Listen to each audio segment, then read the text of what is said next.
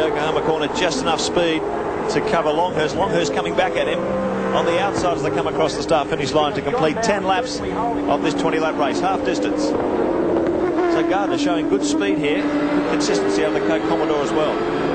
Glenn Seaton still hounding John Bower. Well, we said he'd climb back. He lost a bit of speed coming through Yokohama corner a couple of laps ago, but it didn't take him long to get back onto the tail. Battle for 4th and 5th here.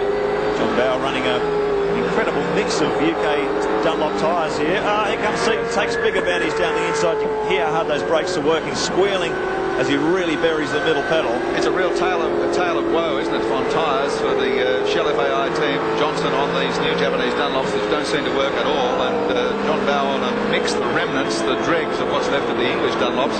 Well, the difficulty they're having is that they're effectively doing their Bathurst tyre testing in race conditions, and while that might be effective in terms of sorting out the right case construction and compound, it certainly can affect your results. They're really struggling a bit here. Seaton up the inside of Bow. He goes back another position.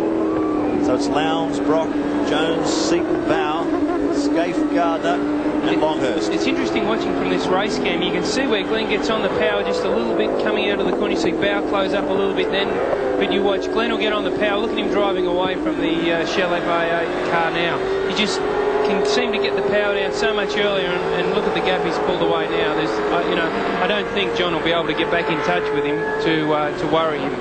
It's interesting stuff.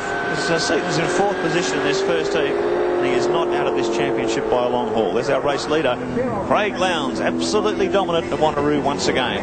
Peter Brock in 2nd position. Alan Jones, good run in the pack leader Falcon. Glenn Seaton in 4th. John Bow hanging on in 5th. Don't go away. There's plenty more happening in the West when we return. Car 99, Sean Walker, local proponent of V8 racing, and in trouble there. Just trying to clear the circuit, get out of the way, out of harm's way as the front runners come through.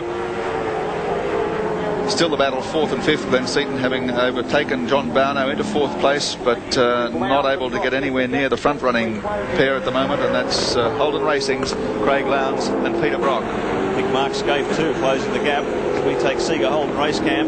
So he's just starting to zero in on the back of the Shell FAI Ford. Bow struggling for grip. You can see the tail of the car sliding around quite noticeably on race cam. Mark Scaife. There's no doubt that Scaife is closing in on Bow, and JB wouldn't be thinking of it, but this could be the end of the championship really for JB. It's an interesting shot. This. Have a look at the steering column flex when Scaife pulls a bit of lock onto the car. Give you an idea how much camber and cast the front of these cars run. As he turns on it hard, you can usually see the steering wheel flex up and down, and give you an idea just how hard these cars are to drive. Mark Scaife hard at work in the Seager Commodore. Very competitive at Wanneroo, as he has slowly starting to get some more speed out of the car during the year. Looking more and more competitive as we head toward Mount Panorama in October. Well, he's certainly wrestling that car around there, and this is probably one of Scaife's better results for a long time. He's closing in on Bow, and quite a good dice developing for 4th place. Well, it's interesting watching his lap times too. He's fairly consistently in the mid-59 second bracket, which is within a tenth or two of the times that Lowndes and Brock are currently cutting. That's true, and we talk about the Dunlop competitors having tyre trouble. Well, it's the same for Mark Scaife and Tony Longhurst with their Yokohamas. They're experimenting all the time, trying different tyres, trying to come up with something that will work for them and ultimately be a good tyre to use at Bathurst. So Scaife applying the pressure, just closing the gap to Bow as the laps unfold. 14 laps completed out of 20. He may well do it before this race is completed. Stephen Richards leads the privateers in this event and is doing a good job. In fact, a number of the privateers, Richards along with Greg Crick, they did extraordinarily well. They've both moved up now into the top 10. Stephen Richards holding down 9th, Greg Crick in 10th position, and they're not far adrift of Tony Longhurst. Richards was able to force his way past. Crick was the early top privateer, as we've seen all year, very quick. Meanwhile, Mark Scaife's getting very serious, getting past John Bow. As Seager Holden race cam shows you, you're right in the hot seat. Back seat of the Seager Commodore as he tries to find a way past Bow. Bow, meanwhile, hasn't given away too much room to Glenn Seaton in front of him. Which is a little surprising. We actually expected Glenn to skip away fairly quickly and close in on Jones, but there's not much going on there.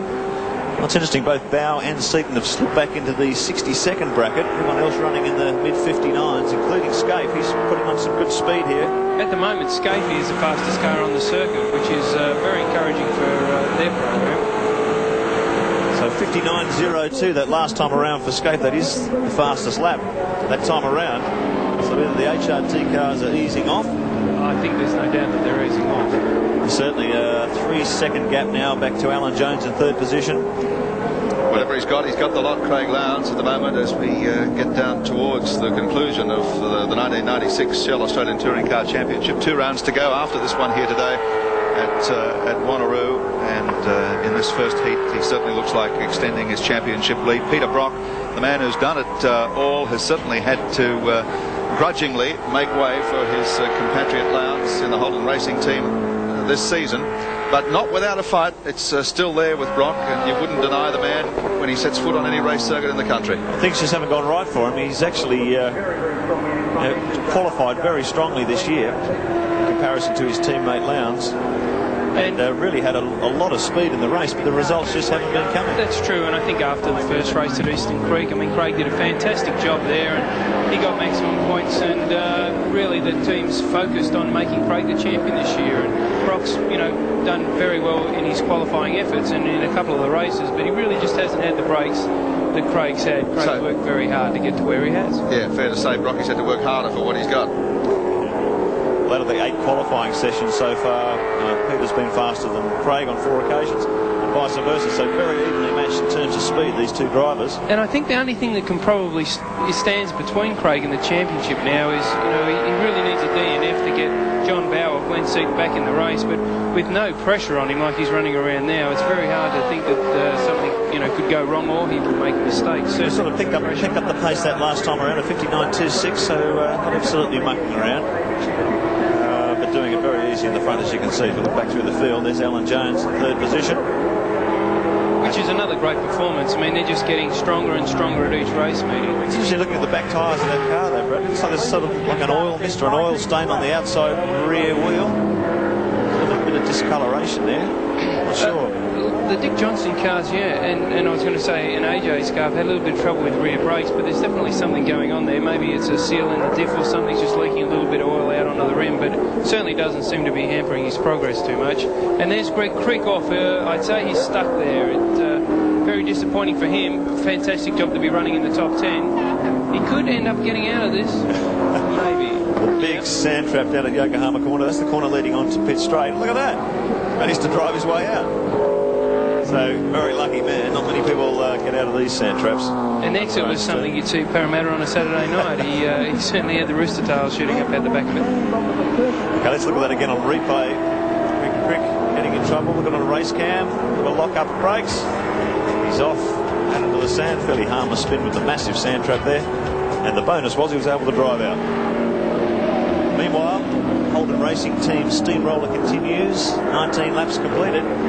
And they're on their last. And as we saw at Lakeside 2 weeks ago, these mobile Holden Racing Team Commodores just making it look so easy. Real tour de force, and this is the man set to assume the touring car throne in Australia the way this season is running down. We go to Sega Race Cam with Mark Scaife, and Wayne Gardner has slipped by him to move up another notch.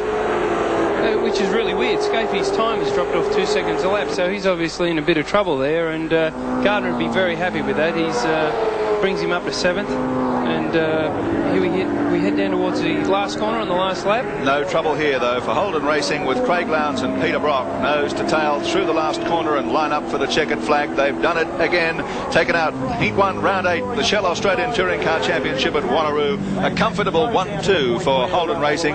Alan Jones now crossing the line in third position, and a real battle going on behind them. Glenn Seaton crosses the line fourth. Gardner just edges out John Bower for 5th place. Just got him.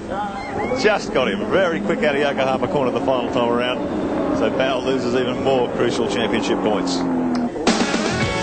No surprises on the Shell race score. Craig Lowndes the winner, Peter Brock second, then Alan Jones, Glenn Seaton in 4th spot, Wayne Gardner, what a finish for 5th. John Bower hanging on for 6th, Mark Scaife in 7th, Tony Longhurst in the Castrol Ford in 8th, Stephen Richards first of the Privateers.